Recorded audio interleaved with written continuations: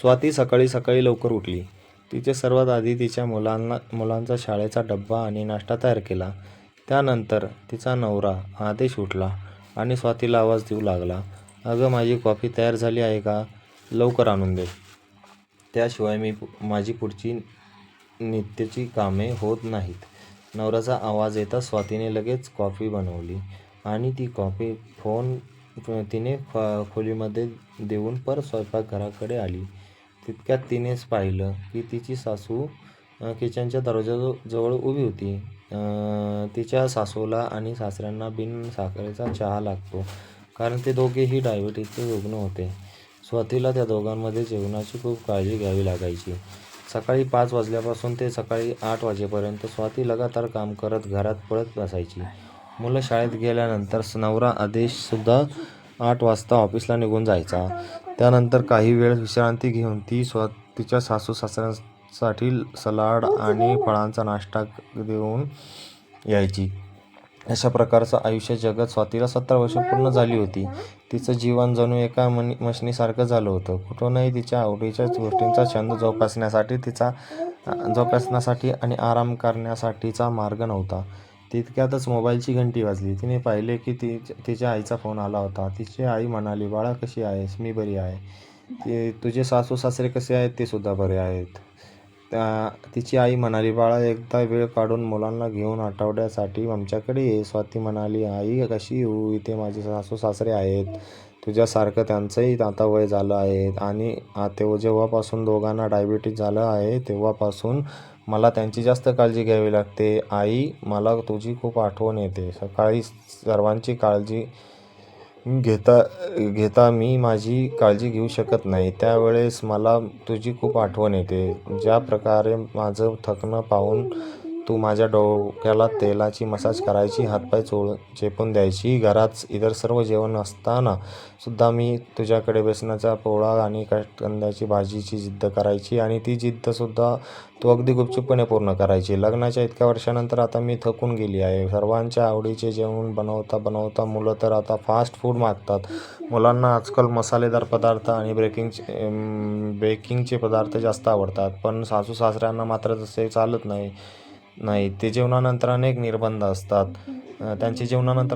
असतात. या सर्वांमध्ये मी माझ्या आवडीचं काहीच बनवू शकत नाही. तितक्यात तिच्या सासूने स्वातीला आवाज दिला, "अगं सुनबाई, आज मुलांना सोडणारी शाळेची बस आलीच नाही. कदाचित मुलांना आणायला तुला जावं लागेल." हे ऐकून स्वाती अचानक अस्वस्थ झाली आणि तिने तिच्या आईचा फोन ठेवून दिला.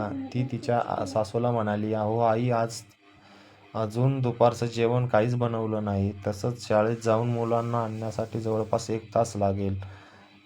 मी आदेशलाच मुलांना आणायला सांगते, कारण त्यांच्याकडे गाडी आहे." त्यावर सासूबाई म्हणाल्या, "अगं स्वाती, मला आदेशचाच फोन आला होता की तो जाऊ शकणार नाही, कारण त्याच्या ऑफिसमध्ये एक महत्त्वाची मीटिंग आहे. तू पोरांना आणायला जा. एक दिवस आम्ही थोडंसं उशिरा जेवलो तर काही होणार नाही. मुलांना व्यवस्थित घरी घेऊन ये.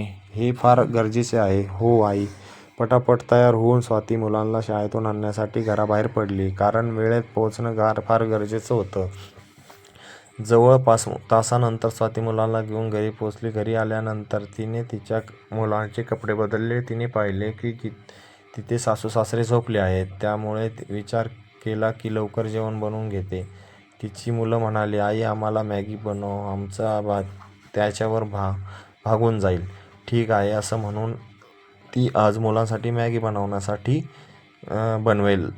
त्यानंतर सासू-सासऱ्यांसाठी खिचडी बनवेल असा विचार केला. पण जेव्हा ती स्वयंपाकघरात पोहोचली तेव्हा पाहिलं की चपातीच्या डब्यात बेसनाचा पोळा बनवलेला होता आणि तसंच कांद्याची भाजी बनवून एका डब्यात भरून ठेवलेली होती. ते पाहून तिला खूप आश्चर्य वाटलं. तितक्यात तिची सासू स्वयंपाकघरात आली आणि म्हणाली, "सुनबाई, मुलांना सुद्धा हेच खाण्यासाठी दे. तसंच कुकरमध्ये डाळ-भातसुद्धा बनवला आहे आणि मी आणि तुझ्या सासऱ्यांनी जेवण केलं आहे आणि तू सुद्धा हे खाऊन घे बघ की कसं झालं आहे." तेव्हा स्वाती म्हणू लागली की "आई, अहो आई, मी तुमच्याबद्दल माझ्या आईकडे तक्रार केली नव्हती. मी तर फक्त माझ्या मनातली गोष्ट तिला सांगितली होती." त्यावर तिची सासू म्हणाली, "नाही नाही सुनबाई, तुला मी आज नाही तर गेल्या 17 वर्षापासून ओळखते. तो एका गृहिणीला काम करता करता किती थकवा येतो. तसं सर्वांच्या आवडीचं जेवण बनवता बनवता किती थकायला होतं हे मला व्यवस्थितरित्या ठाऊक आहे. गृहिणी एकतर स्वतःची आवड विसरून जाते आणि स्वतःच्या आवडीच्या गोष्टी बनवू शकत नाही. हे सर्व माझ्या आयुष्यात घडून गेलं आहे आणि तुझ्या आईच्या आयुष्यातसुद्धा असं घडलं असेल. हे तर माझं तुझ्यावर प्रेम आहे. मी काय करू सोनबाई? आता माझं वय होत आहे. नाहीतर घरातील तुझ्यासारख्या अन्नपूर्णेची काळजी घेण्याचं माझंही मन होतं. त्यावर स्वाती म्हणाली, अहो आई, माझी तुमच्याबद्दल कधीच तक्रार नाही. तुम्ही नेहमीच मला आईसारखं प्रेम देत आलात. फक्त सर्वांच्या आवडीनिवडी सांभाळण्यास थोडीशी थकून जाते.